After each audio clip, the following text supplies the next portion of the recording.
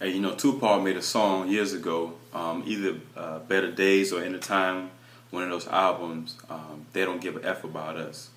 And the more I heard the song back then, which I think the album came out maybe 2005, 2006, and now that I'm thinking about it, now it really resonates with me because even then I was like, yeah, he got a point. But now, I mean, it's evident. Look at this happened to this man yesterday in Louisiana. And I'm thinking to myself, like, what is really going on here? Like, or what can we do about it? Or is there anything we can do about it? Of course we can do something about it. White on white crime is just as big and dangerous as black on black crime. Even though there's a lot more black people killing each other every year than there is white people killing us or the police killing us. But they have made us targets. We've been POWs since we came off those slave boats. Even though we already had civilizations and doing things in the colonies, they have about 100-something pyramids along the Mississippi River with African, signs and symbols, along the temples, which they'll never tell you about in history class. I want you to think that, all we ever did was just work on plantations. But we were great people. We were people of significance. We've done some great things and huge contributions to society. We built America. We designed and built the White House. We created the street lights. Even everything to the cars. We had some sort of contribution. If not, the credit was stolen from us. Now we're in a situation where we have all these people getting killed.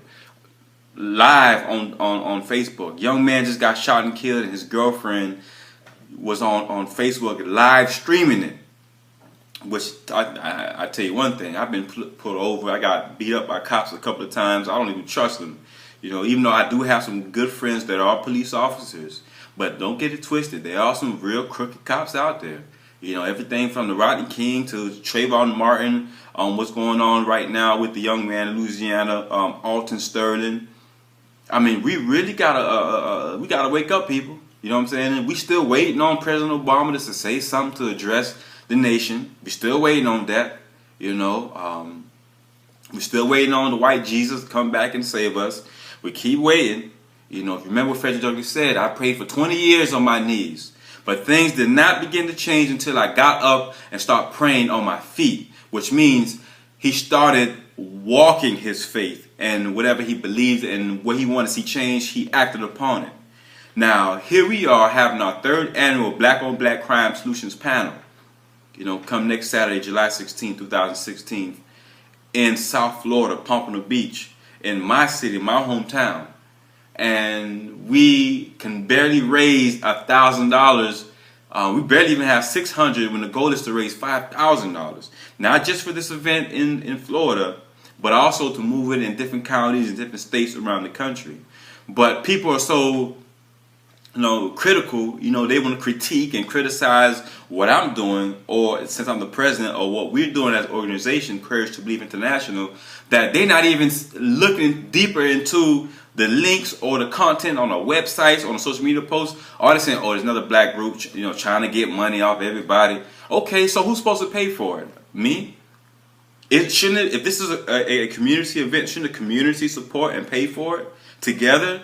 Just like you go to church. Who pays for the church? The pastor don't pay everything for the church. The congregation pays, donates and the offerings and tithes and all that good stuff. I'm not even going to go into that subject.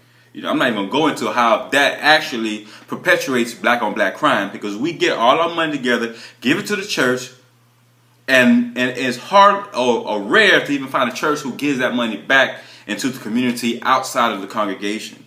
But there are a couple of good churches. As a matter of fact, Pastor Dozier, Reverend Dr. Dozier, the pastor of the Worldwide Christian Center Church, where we're having our third annual event, he's the only one.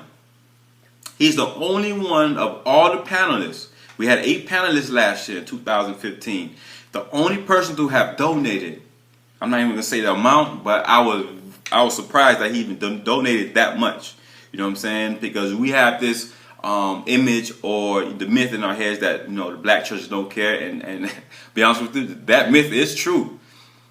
But there are some exceptions. There are a few pastors, male or female, that does care enough. But what about the community? Why is it that a black life, is worthless to us? We go hooting and hollering whenever a police officer kills a black male or black female. Rest in peace, Sandra Bland. Rest in peace, little Princess Ayanna up there in Detroit. It's unfortunate because little Ayanna was doing nothing but chilling in her living room with her grandma, watching some movie. And the cops just came in and started blasting. They ain't say nothing, freeze everybody down, nothing. They just came in, kicked in the door, and started blasting. Obviously, they was there to rob and steal the drug money and drugs from the dope house they thought they kicked in. And by the way, that police officer was acquitted, found not guilty. Freddie Gray, already, we in trial right now by Freddie Gray in Baltimore. I believe it was 2 or 3 cops already acquitted, not found not guilty. Listen, people, we gotta wake up because they do not care about us. They do not give a rat's ass about black people. Never did, never will. It's been like that since we were in Africa when they exploited our nation, our homeland, and kidnapped us, made us prisoners of war. Now we're in the United States. Black people, we are in a state of emergency. So we can keep posting these selfies online. We can keep talking about, what we got, all the materialistic things that really don't mean shit. You know what I'm saying? And it just shows what kind of consciousness we're working with. This is what we see majority on social media, or even when you go to the club, or anywhere in public. A gang of selfies, which is cool. Get your selfie on. But what are you doing beyond that? You know what I'm saying? What are you doing beyond making idolizing yourself or idolizing these rappers? You know what I'm saying? You got Future. We got Trick Daddy, which is an older rapper. Nicki Minaj, you know what I'm saying? Lil' Kim, who's another female older rapper. Fabulous, the list goes on and on and on. Ludacris. What are these people talking about? You know what I'm saying? What are they talking about that's really going to help our community? Rick Ross, another one down here in Miami. I'm in South Florida. You know what I'm saying? I don't got respect for Rick Ross. He's talking about, you know what I'm saying? Selling his soul, drugging women, you know what I'm saying? Violating them, why they all drugged up and doped up. What kind of man is that? You know what I'm saying? That's a whole nother subject. I'm going to make a video about that, about real men. We're going to talk about that. I'm King Kevin. I know you guys may not know who I am, but you got to understand that I am doing something about it. We are doing something about it. We need to stop crying all over social media, ranting and raving, you know what I'm saying, about white on black crime, when on average every year there's about 7,000 to 9,000 black men being killed by other black men.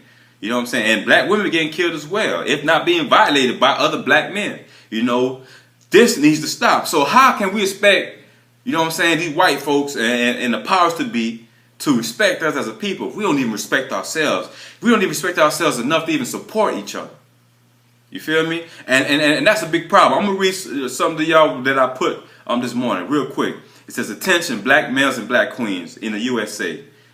You are officially target practice for the police and the criminal justice system.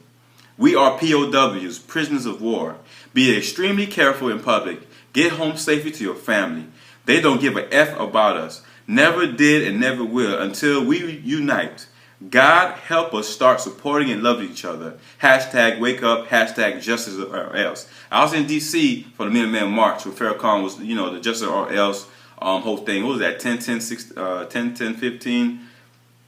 Was a powerful event. Mr. Farrakhan got much respect for the Nation of Islam. Matter of fact, we got the student minister Ronald Muhammad from the Nation of Islam, who's going to be in the building. Matter of fact, there's going to be a gang of brothers and sisters from the nation going to be in the building. And they're big supporters of the Black on Black Crime Solutions panel. We have, 2 judges going to be, on the panel. We have the state attorney's office going to be on the panel. We got the sheriff himself of Broward County, where I live in, is going to be on the panel. And his opponent is going to be on the panel. You feel me? We have the supervisor of elections is going to be on the panel because the theme of the event this year is the power of the vote. Now, we got to discuss how is it that we can stop or reduce this violence You know what I'm saying? These violent attacks towards us that obviously the system perpetuates and promotes. And it's as if we subsidizing the whole thing, because look, all we doing is spending money on guns, drugs, clothes, jewelry, cars. That's what, in our hair. That's what matters to us. So why should they care about us? You know what I'm saying? If we don't care enough to collab and collaborate and do projects together or help support each other, how is that? Our children, our black babies, young, beautiful girls and boys, 13, 14 years old, are being sacrificed as we speak on the altars of the prison doorsteps. That's what's going on right now. And I'm just baffled the fact that we rather care about what LeBron James is doing or Dwayne Wade moving back to Chicago to play for the Bulls. I don't care about that. Man, my TV is collecting dust right now. I got movies I rent. I'm not even watching these movies because I'm watching the post. I peek once in a while in the news, but I don't even watch the news because it's full. It's full of shit. A lot of this, man, they do not care about us. We gotta care about us. If we don't care about us, how can we expect anybody else to care about us? They laughing at us because we consumers. We not even trying to be producers or even support the producers in the black community. We need to be saving and protecting and supporting the brilliant black minds, because believe it or not, we are the future of our community. And it's already being predicted, and I'm going to fight my hardest to make sure this doesn't happen, but by 2030, the black community will not exist. We're going to be so integrated. Everybody, still fantasizing about the big American dreams, holding hands, white boys, white girls, holding hands up the hill and all that old craziness. Man, it's time out for all that. We need to be dealing with what's real. And what's real right now is we being slaughtered. And I was getting ready I'm going to share something with you guys that I just noticed. I'm going to read some things to you guys to show you how many cops are killing other black males and females in every state. I'm going to read this right now to you. California, 67. Texas, 48. Florida, 37. Arizona, 23. Colorado, 20. Georgia, 18. North Carolina, 18. Alabama, 15. Louisiana, 15. New Mexico, 15. Missouri, 14. New York, 14. Virginia, 14. Ohio, 13. Pennsylvania, 12. Tennessee, 12. Washington, 12. Louisiana, 11. I think it's to add one more right now. This is as of 2016 now. Wisconsin, 11. Oklahoma, 10. Oregon, 10. You know what I'm saying? Think about that. And in total, which I think you guys would also like to know what's the total amount. And supposedly, it's so far, we only in the 7th month of the year. So far, California has 67, as I mentioned. There's 545 deaths. You know what I'm saying? There is more than 5. Now, the numbers I just added up is 545 deaths. You know what I'm saying? People being killed and killed by police so far in 2016. 545. Now, you look at black on black crime. You know what I'm saying? The number's a little higher. I believe, if I'm not mistaken, the number's up to about 5,000. This is 500. So, yes, it is a problem because it affects us psychologically. The other day, I had an interview. I had a couple of interviews lately because, this event coming up, so there's a lot of news reporters, you know what I'm saying, television shows hit me up. Matter of fact, TV One, I was just talking to the producer of TV One this morning. I spoke to her again, Ms. Johnson, last week. Well, they emailed me, but today we actually spoke on the phone. So I was on a phone interview with a reporter from the American Free Press. There's a white guy. He wrote an article about black on black crime and how there's like 324,000 black deaths since 1980 to 2012. And I was thinking to myself, wow, that's pretty interesting, right? So he asked me a couple of questions, and one of the questions was, how do you feel that, black people are the most violent criminals in the nation? I'm like, hold up, sir. Nah, don't get it twisted. White folks, definitely aren't saints. As a matter of fact, they have for the most part, Europeans, they have a cannibalistic, rapacious appetite for greed, money, power, and women. And they showed that on a slave plantation. Some of us are still on the plantations today. You feel me? This is modern day slavery, economic castration. If you want to know why black on black crime is so prevalent, you know what I'm saying? Economic castration.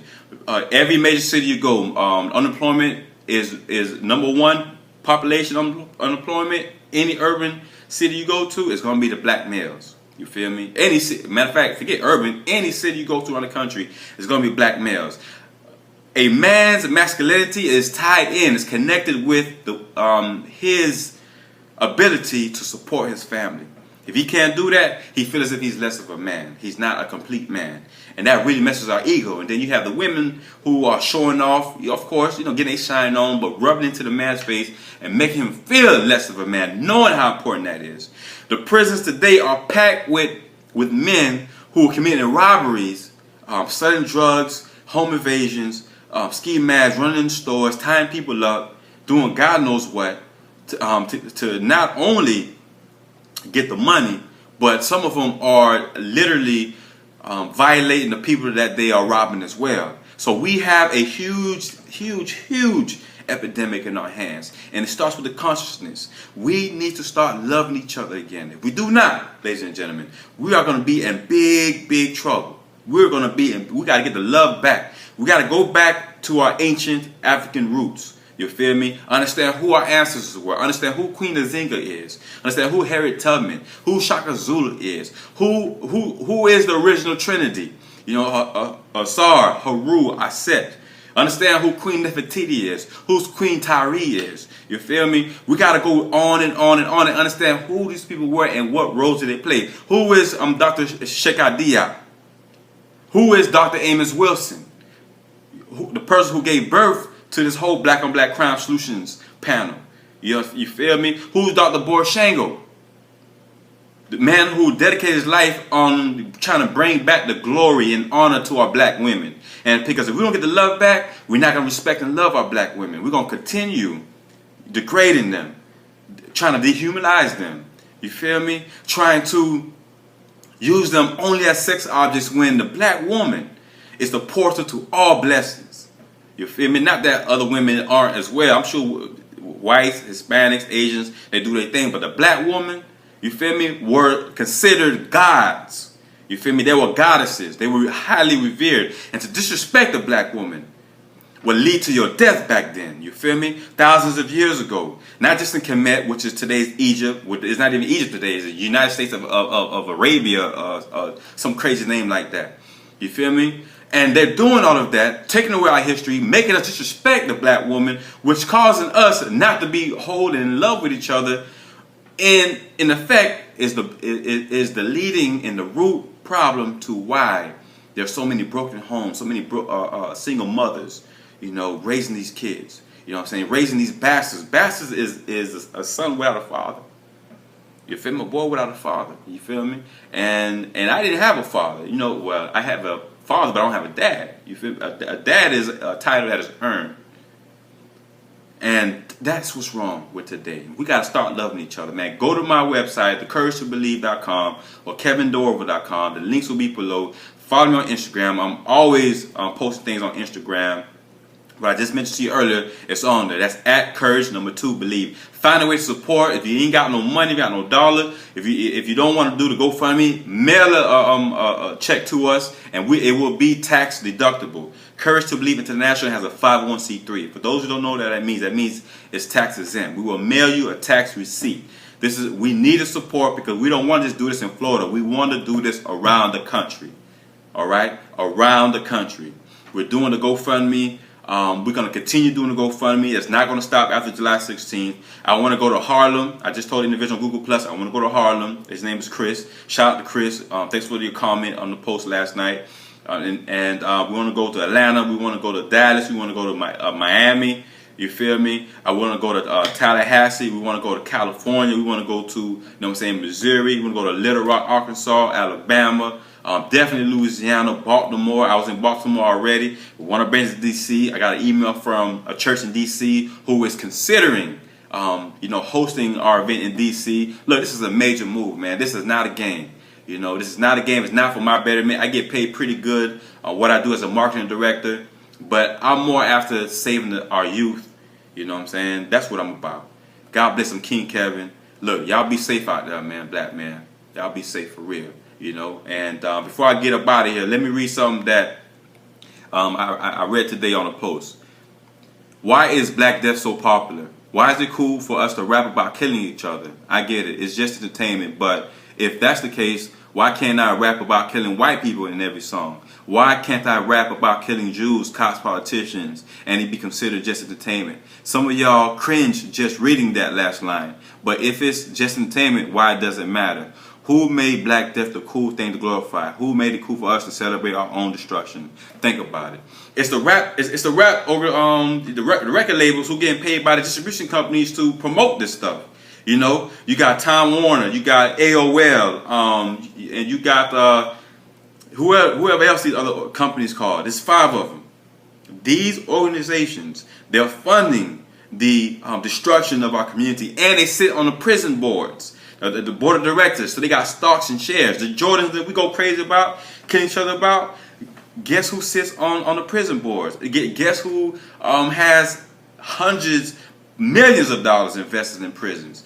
That's Michael Jordan. So why y'all killing each other over the Jordan? Okay, y'all gonna kill each other for these shoes? All right, I'm finna fund these prisons. I'm gonna invest in this and make sure that I'm benefiting from both ends. You feel me? I'm gonna get money from y'all buying my shoes, and then I'm gonna get money from y'all going to prison for life. Think about it. 3rd annual Black on Black Crime Solutions Panel. I'm King Kevin. I'm out.